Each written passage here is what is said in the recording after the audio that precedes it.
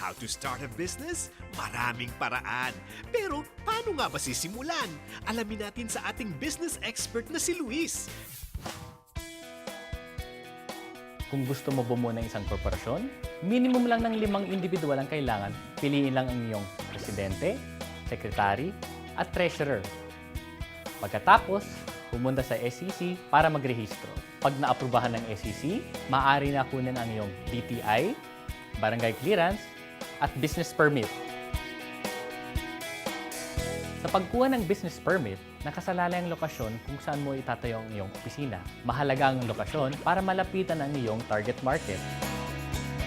Siguraduhin may nakalatag na plano bago magtayo ng isang negosyo. Kailangan masagot sa plano kung anong produkto o serbisyong iyong bebenta, kung paano ito naiba sa kompetisyon, at kung paano ito papalawakin. Yan ang ilang negosyo tips para sa malinaw na pag-asenso. Tuloy-tuloy ang Pinas pataas!